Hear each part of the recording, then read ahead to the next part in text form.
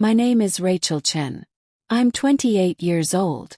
I thought planning my little sister's wedding would bring us closer together as a family. I spent 3 whole months organizing every single detail because I loved her so much and wanted her day to be perfect. But during the rehearsal dinner, right in front of all our family and friends, my sister Emma stood up and screamed at me.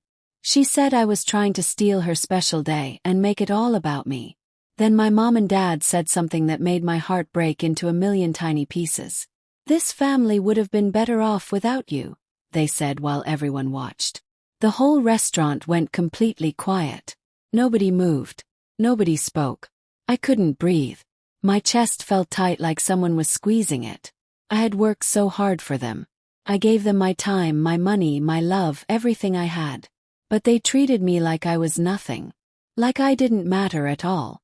Then my Aunt Linda, my dad's older sister, stood up slowly from her table. The look on her face was serious and determined. What she told everyone next changed everything forever. She shared a secret that nobody in the room knew about. Not even me. What did my aunt say that made everyone gasp and cover their mouths?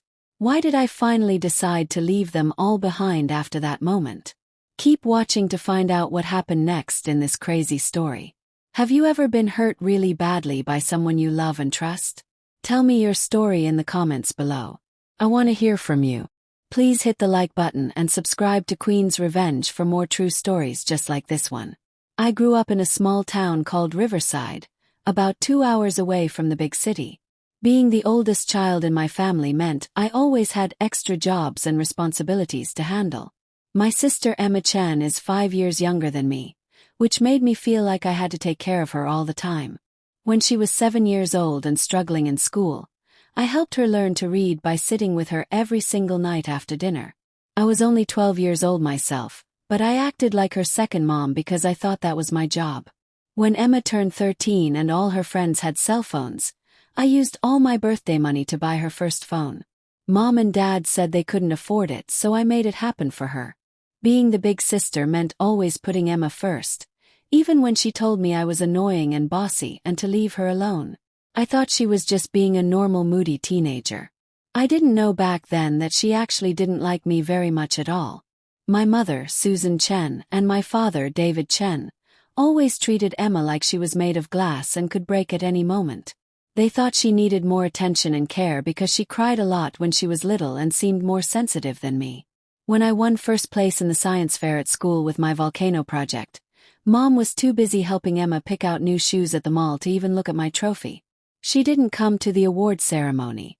Dad worked at the post office delivering mail to people's houses every single day, rain or shine. He would always come home and tell Emma, "You're going to do great things one day, sweetie. I just know it." But he never said anything special like that to me. My good grades and report cards just sat on the kitchen table collecting dust. Nobody really cared about them or celebrated my achievements. It hurt my feelings so much, but I didn't complain or make a fuss. I believe that's just how families work sometimes. You help each other no matter what happens. I got a job at the ice cream shop down the street when I was only 15 years old.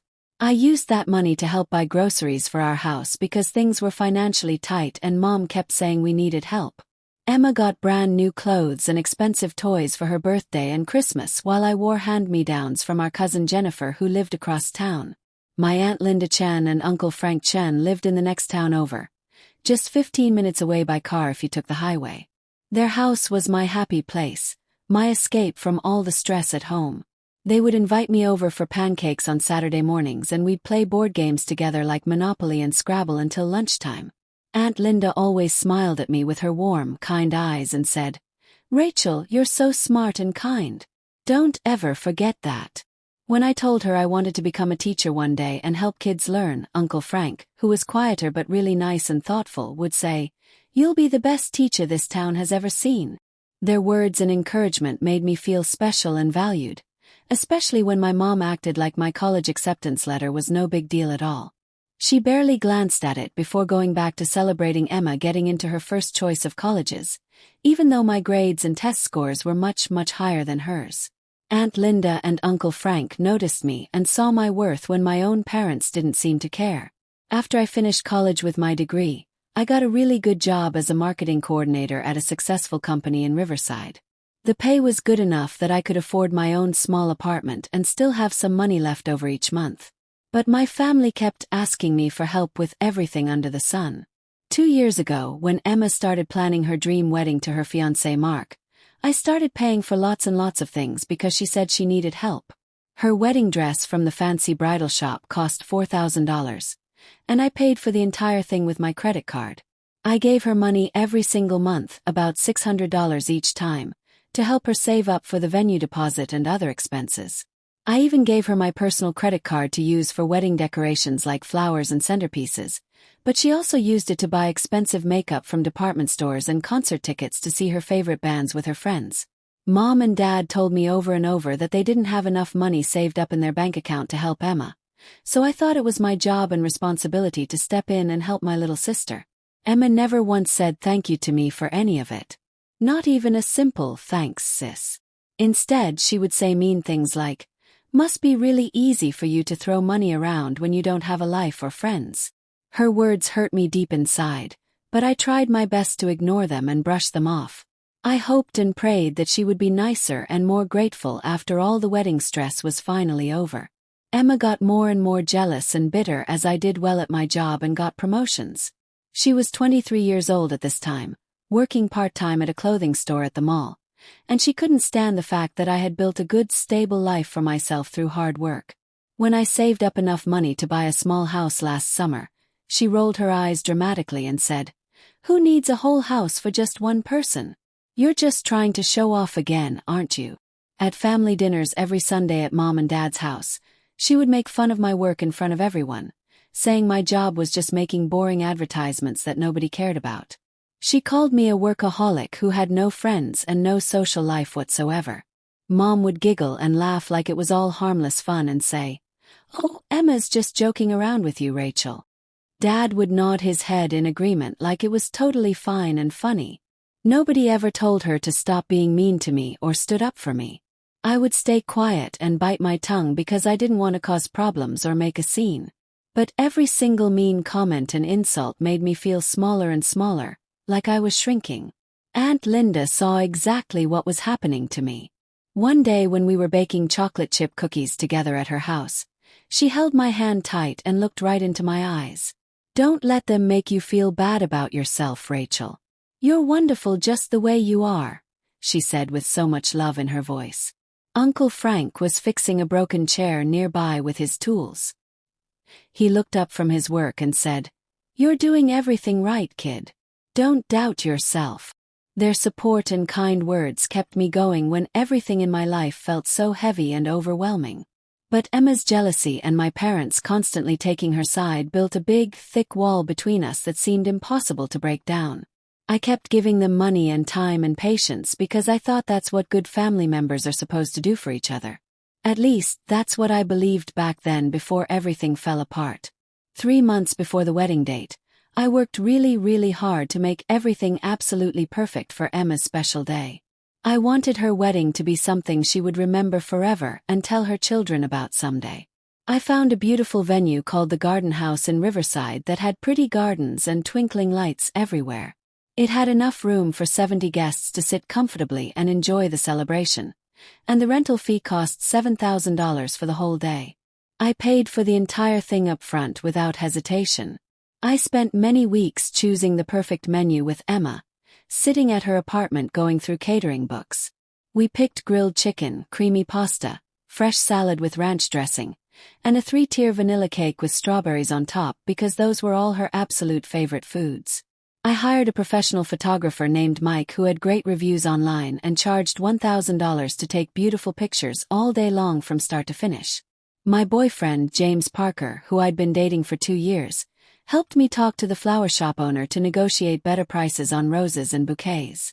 My best friend, Sarah Kim, who I've known since high school, made beautiful custom invitations on her computer for absolutely free as a gift to us. They both helped me stay calm and focused when I felt worried and stressed about getting everything done perfectly on time. Emma, who was 23 and working part-time at the clothing store, didn't seem very excited or grateful when I showed her all my carefully made plans. We were having dinner together at a restaurant one evening, and I pulled out my notebook to show her all the decorations and details I wanted to set up at the venue. She just looked down at her phone, scrolling through social media, and said in a bored voice, "Why are you going so crazy with all this stuff? Are you trying to make it about you instead of me?" Her words made me feel sad and hurt inside, but before I could respond, Mom jumped in to defend her immediately. "Emma's just nervous about the big day coming up. You know how brides get," she said, making excuses like always. Dad added while chewing his food, "Leave her alone, Rachel. She has a lot on her mind right now with the wedding planning." They always defended her no matter what she said or did. It made me feel like I didn't matter at all in this family. I forced myself to smile even though deep down I wanted to cry and run away. I was determined and committed to make her wedding day beautiful and perfect no matter how rudely she acted toward me or how much she complained. Aunt Linda could tell I was stressed out and struggling emotionally. During one of my regular visits to her cozy house, she pulled me into the kitchen while we were folding cloth napkins for the rehearsal dinner together. "You're doing something really special and generous, Rachel," she said, looking directly into my eyes with pride. "Don't let anyone make you feel bad about the good things you're doing." Uncle Frank was reading the newspaper in the living room in his favorite chair. He put the paper down on his lap, looked over at me, and gave me a big thumbs up with an encouraging smile. Their encouragement filled me with renewed energy and determination. It reminded me exactly why I was doing all of this work and spending all this money. I wanted to give Emma the perfect wedding day she dreamed about. A day where our family could actually be happy together and get along without fighting. The morning of the rehearsal dinner finally arrived after months of planning. I got to the Garden House venue at 6 o'clock in the morning when the sun was just starting to come up. I checked all the flower arrangements carefully to make sure they looked perfect. They were beautiful roses and daisies in white and pink, and they cost $500 total from the florist. I made sure all the tables were set up correctly and neatly with the fancy plates, wine glasses, and silverware that Emma had picked out. My cousin Tyler, who was always willing to help out, showed up early to help me hang string lights around the room and outside in the garden area to create a romantic atmosphere. My coworker Beth from my marketing job brought a music playlist she had spent hours creating with songs Emma liked, mostly pop and country music. Guests started arriving around noon, filling up the parking lot with their cars. Aunts, uncles, neighbors we'd known for years, and old friends from school filled the room with talking, laughing, and catching up. Sarah ran around the venue like a busy bee, making sure the catering people had everything they needed and that the food was being set up properly. James greeted everyone who walked in with his friendly smile and funny jokes that made people laugh. For a few brief minutes, I actually felt really proud of what I had accomplished. This could actually be the perfect, happy day I had dreamed about for so long. Then Emma walked in 30 minutes late, which immediately annoyed me. Her hair looked messy and uncombed like she had just rolled out of bed. She was wearing wrinkled sweatpants and an old t-shirt, not even trying to look nice for her own rehearsal dinner. "Nice decorations, I guess," she said in a sarcastic, mocking voice while looking around at all the flowers I had carefully arranged.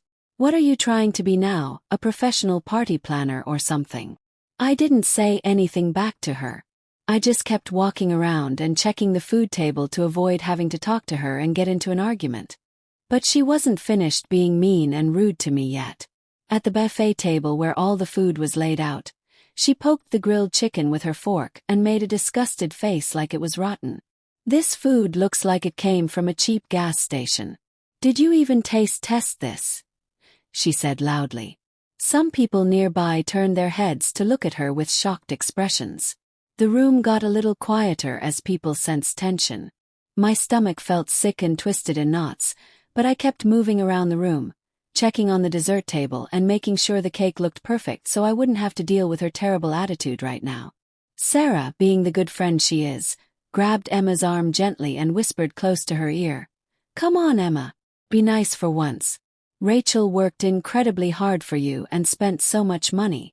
Emma just shrugged her shoulders like she didn't care at all and grabbed a can of soda from the ice bucket. Tyler, who always tried his best to make everyone happy and get along, attempted to lighten the tense mood in the room. "Hey Emma, you better save me a dance later at the wedding," he said with a big, friendly grin, trying to make her smile. Emma just rolled her eyes at him dismissively and walked away without responding. I caught her looking at me from across the room with cold, mean eyes that sent a shiver down my back.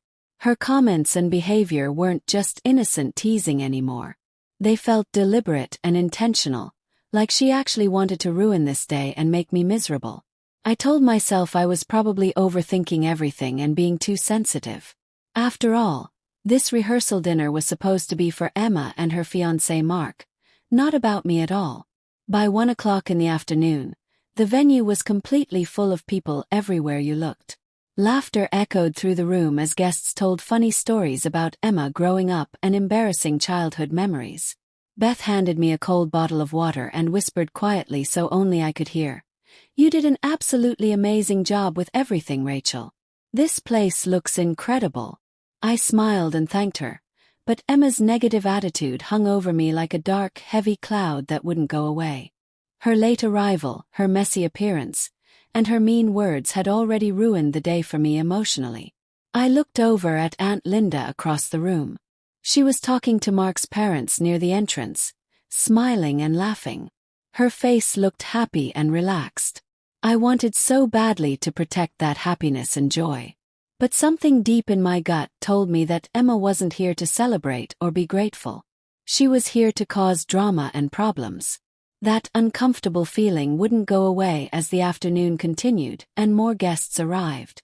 I never ever thought my own sister would turn on me so viciously like she was about to do. The rehearsal dinner at the garden house was going along smoothly. Guests were eating the grilled chicken and creamy pasta and clinking their glasses together in toasts. I stood near the cake table, taking a deep breath and trying to relax after hours and hours of running around and making sure everything was perfect. Suddenly, without any warning, Emma pushed her chair back really hard from the table. It made a loud, horrible screeching sound that made everyone jump. Every single head in the room turned to look at her. She stood up slowly with a mean, angry look on her face that I knew way too well from growing up with her.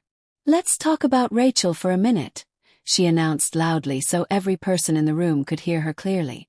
"She's always showing off her fancy marketing job and her perfect little life, acting like she's so much better than all of us.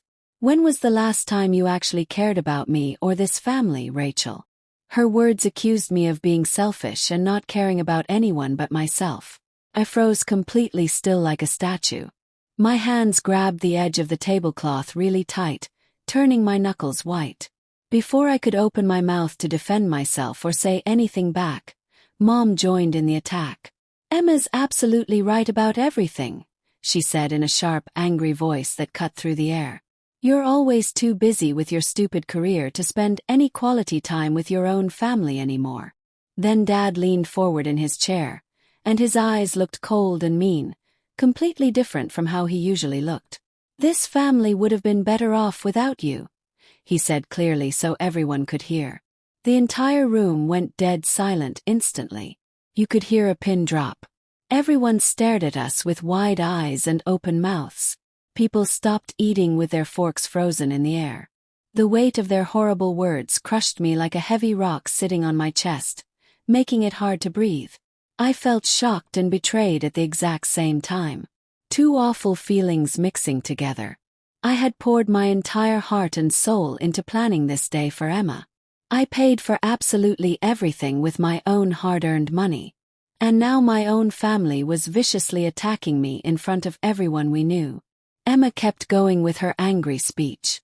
She started pacing back and forth in front of the head table, waving her arms around wildly like a crazy person. "You think you're some kind of hero because you throw your money at us and pay for things. But you've completely forgotten about what family really means," she yelled at the top of her lungs. "This whole stupid rehearsal dinner is just you showing off how successful you are and rubbing it in everyone's faces." Her accusations twisted the truth completely around and made everything backwards. She was painting me as selfish and self-centered when I had actually given up so much for her over the years. I wanted to yell back at her at the top of my lungs. I wanted to make a list and read out every single sacrifice I had made, every dollar I had spent, Every hour I had worked overtime to help her. But my throat felt like it was closing up tight and I couldn't get any words out. I looked around at all the guests sitting at their tables. Their faces were blurry through my tears.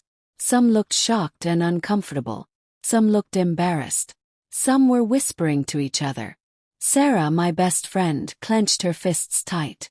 She looked ready to jump up and defend me, but I shook my head slightly to tell her to wait and stay put.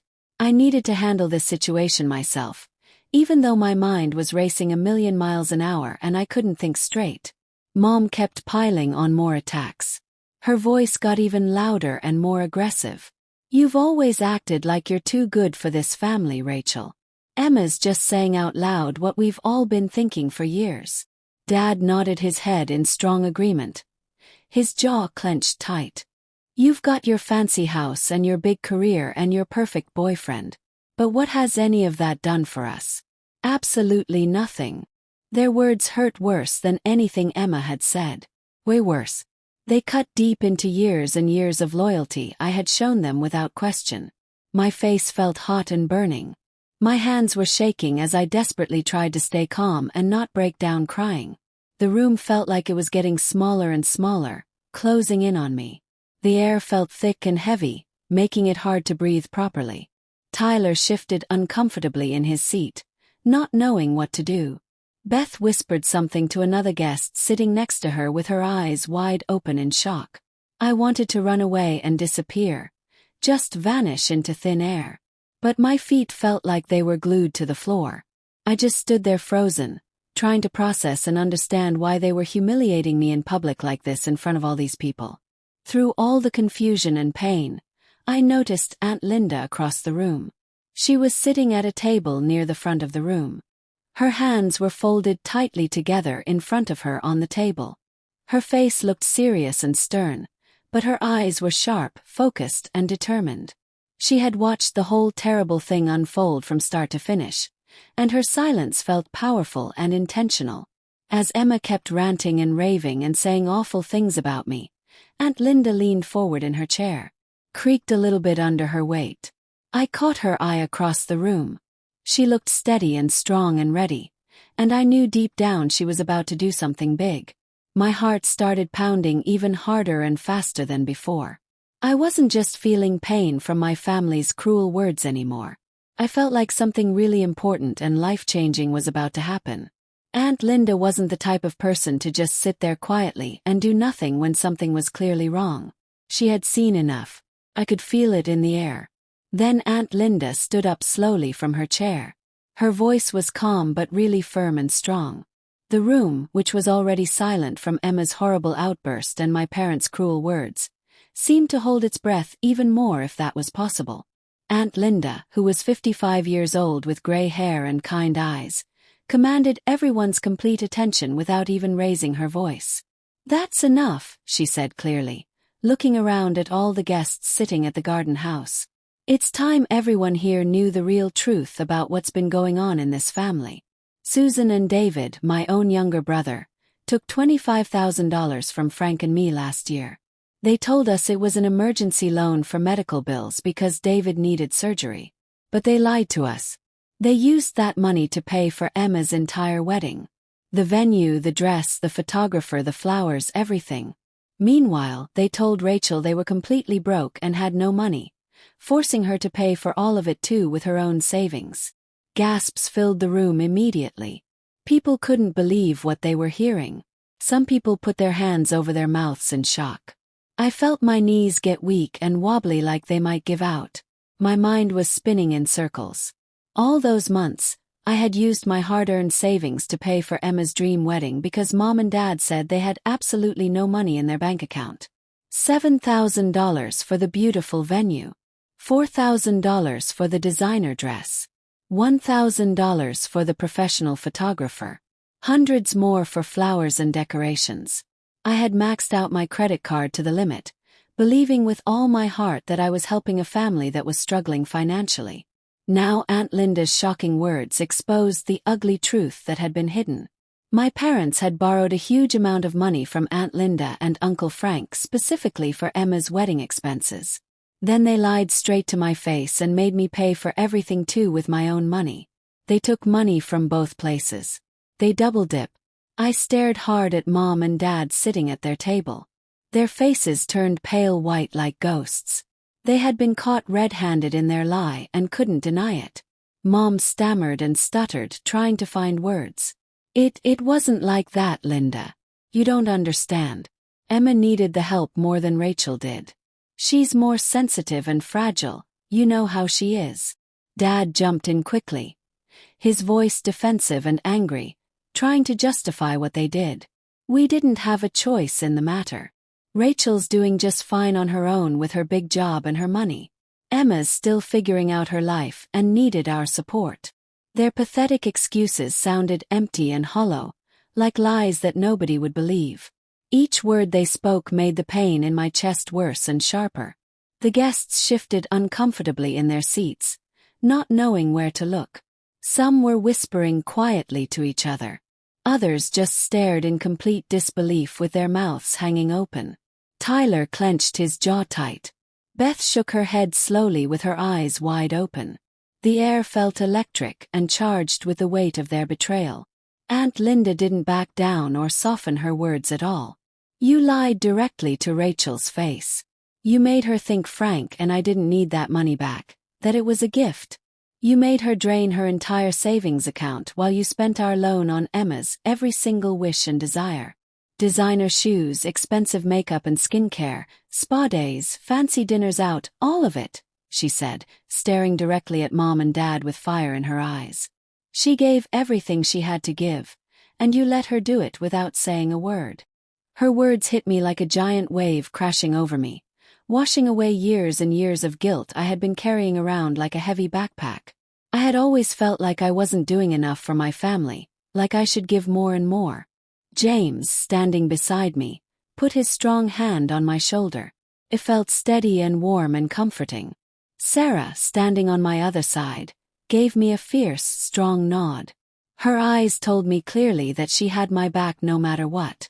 Their support kept me grounded and stable as the shocking truth sank deep into my brain. I looked across the room at Emma. Her mean smirk was completely gone from her face now. Her face was red with anger and embarrassment. Then I slowly turned my head to look at Mom and Dad. They were still trying desperately to make excuses and justify their actions. Something inside me snapped like a breaking branch. No, I said out loud. My voice was clear and strong even though my chest felt tight and my heart was pounding. I'm done. I'm completely done being your ATM machine. No more money. No more paying for things. No more. The words felt like I was finally setting myself free after being trapped in a cage for years. I wasn't just refusing to give them money anymore. I was taking back my worth and my dignity. Emma's eyes narrowed into angry slits, trying to stare me down and intimidate me, but I held her gaze steady. I didn't look away or back down. Mom opened her mouth to say something, probably to guilt-trip me, but I shook my head firmly to silence her before she could start. The room stayed completely still and quiet. Aunt Linda's shocking revelation was still hanging in the air like smoke that wouldn't clear. Tyler leaned toward Beth and whispered something quietly. His face looked hard and serious, not joking around like usual. A neighbor in the back coughed awkwardly, breaking the silence for a second, but nobody else dared to speak or move. The complete unfairness of it all hit me like a truck. My parents' lies and manipulation. Emma's entitlement and selfishness. All those years I spent giving and giving and giving without getting anything back. It burned in my chest like a fire that wouldn't go out. But that fire also set me free in a way. For the very first time in my entire life, I could see everything clearly without the fog. I didn't owe them my life. I didn't owe them my happiness. I didn't owe them anything. James squeezed my hand gently. His quiet strength gave me courage and confidence. Sarah stepped even closer to me. Her presence felt like a shield protecting me from all the chaos and drama. Aunt Linda sat back down in her chair slowly. She had made her point loud and clear. But her eyes stayed locked on me, and they were filled with pride and love. I felt lighter than I had felt in years, Like a heavy backpack full of rocks I'd been carrying for years had finally been lifted off my shoulders. I wasn't the selfish, ungrateful daughter they had painted me to be in front of everyone. I had given them too much. Way too much. And they had taken everything without even saying thank you once. Now I was done letting them control how I felt about myself. My decision was solid and firm as concrete. I was going to protect my own value and worth no matter what happened next. Their betrayal had broken something important inside me, but it also gave me the strength to walk away and start over fresh. The next morning I woke up early in my house, ready to take complete control of my life again. The pain from yesterday's public confrontation still hurt like a fresh wound, but Aunt Linda's brave words had given me clarity and purpose. I was done being the family bank account forever. I sat down at my kitchen table with my laptop computer and opened my email account. I typed out a clear message to Emma. I am withdrawing all financial support for your wedding effective immediately. You will need to find another way to pay for the remaining costs and expenses. My finger hovered over the send button for just a second as I thought about what I was doing. Then I clicked it without regret. The email was sent. Next, I logged into my credit card account on the bank's website. I had given Emma access to my personal card for wedding expenses months ago. I removed her as an authorized user right there on the screen. No more spa days or shopping sprees on my dime. Then I called my bank directly and spoke to a helpful representative named Jennifer. I need to cancel a recurring transfer I set up a while ago, I explained calmly. I had been sending Emma $600 every single month for the past year to help with wedding costs. The representative confirmed the cancellation immediately and said it would stop effective today. By 10 o'clock in the morning, my phone started buzzing like crazy on the table. Emma's name appeared on the screen over and over. I took a deep breath to prepare myself and answered the call. "You're cutting me off," she screamed into the phone so loud I had to pull it away from my ear. Her voice was filled with pure rage and disbelief. "You're so selfish, Rachel. You've always been jealous of me. You can't stand that I'm getting married and you're just... you." Her words tried to hurt me and make me feel guilty like they always did. But this time I didn't feel anything at all. "I'm done, Emma," I said calmly and clearly without raising my voice. "You'll figure it out on your own."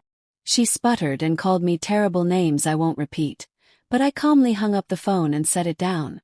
My heart was beating steady and calm, not racing like before. For years and years, I had let her walk all over me and treat me badly. Not anymore. Never again.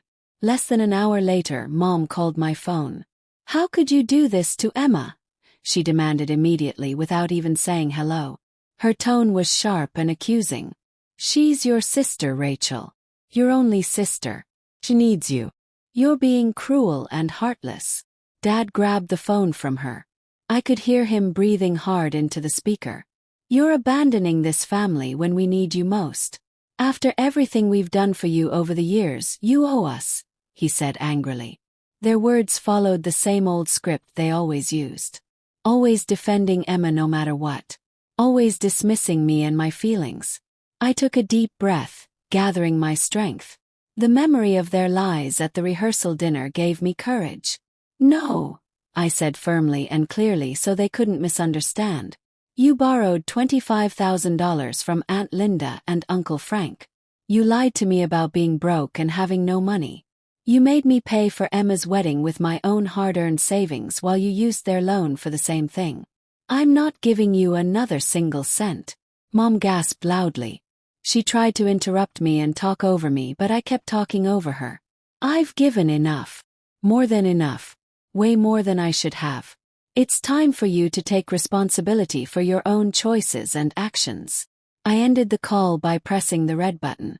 My hands were shaking a little bit from the adrenaline, but my heart felt lighter than it had felt in years. I had finally stood up for myself. James came over to my house that afternoon. He brought my favorite coffee from the shop down the street and just sat with me quietly on the couch. He listened patiently as I told him about the phone calls with Emma and my parents. "You did the right thing," he said, looking directly into my eyes with love and support. "You've carried them for way too long. You deserve so much better than how they treat you. His support felt like a safety net, catching me when I felt like I might fall apart. Later that evening, Sarah showed up at my door with 2 large pizzas and a determined look on her face. "I'm so proud of you," she said, hugging me really tight. "You're finally putting yourself first for once in your life." She suggested I block Emma's number for a while so I wouldn't have to hear her angry rants and guilt trips. I nodded in agreement. That was definitely a good idea. Their encouragement from both James and Sarah made my choice feel absolutely right. I wasn't alone in this battle. As the day went on and the sun started to set, I felt something strange and new. Freedom. Real freedom.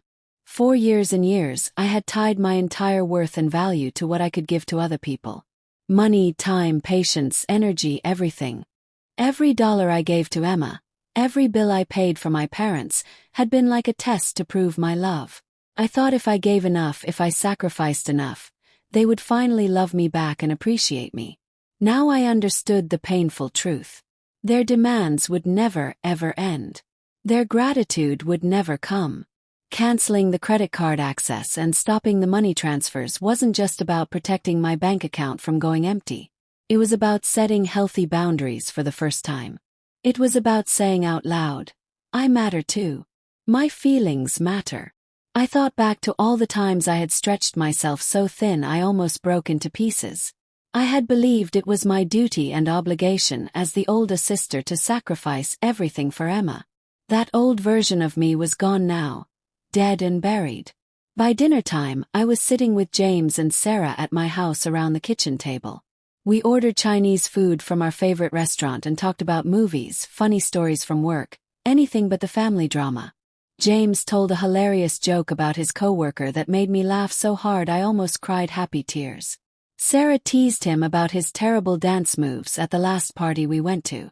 Her laughter filled my entire living room with joy. For the first time in months and months, I felt unburdened and free. I could breathe normally without feeling the crushing weight of my family's expectations on my shoulders. I was ready to stand firm and strong. I had spent too many years trying desperately to prove my love through sacrifice and money. Now I was choosing myself first. And that choice felt like the beginning of something new, beautiful, and healthy.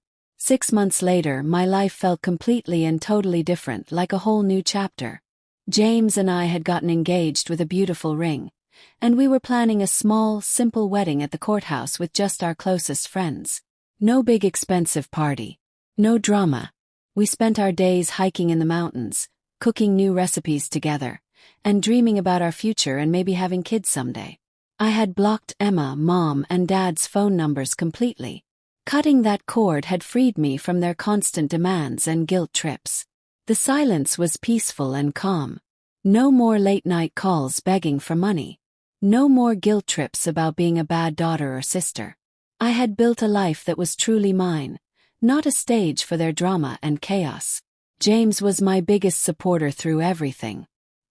His constant encouragement reminded me every single day that I deserved this peace and happiness. Emma, now 24 years old, had gotten married anyway despite everything. I heard through a mutual cousin named Jennifer that her wedding had been much smaller and cheaper than she originally planned. She was working full-time at a retail store in the mall now, folding clothes, organizing shelves, and helping customers. She hadn't changed at all, according to Jennifer. The cousin said Emma still complained about me constantly to anyone who would listen, blaming me for ruining her dream wedding and making her look bad. She claimed I had abandoned her when she needed me most. Her bitterness didn't surprise me one single bit. Emma had always expected handouts and acted entitled to everything without working for it. Her retail job was a reality check and a wake-up call. Without my financial support and money, she had to face the real world and adult responsibilities. Mom and Dad hadn't changed their ways either. They had sent several long emails in the first few weeks after the rehearsal dinner, defending Emma and attacking me viciously. "She's working so hard and struggling," Mom wrote in one email. "Why can't you help your own sister in her time of need?" Dad's emails echoed hers exactly, saying I had turned my back on family values and traditions. I deleted every single one without replying or reading them fully. Their words couldn't hurt me anymore because I didn't let them. Instead, I focused all my energy on the people who truly loved me and supported me. Aunt Linda and Uncle Frank. I visited them every Sunday afternoon without fail, bringing fresh flowers from the farmer's market or just sitting on their porch drinking cold lemonade and talking.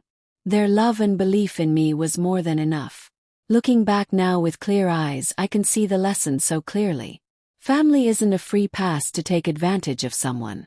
For years, I had let Emma, Mom, and Dad define my entire worth as a person. They made me believe my value came only from what I could give them financially. I paid for Emma's wedding, her expenses, her lifestyle, thinking it was my obligation as the older sister. But obligation doesn't mean accepting disrespect and abuse. Setting boundaries wasn't mean or selfish like they said. It was absolutely necessary for my survival and mental health.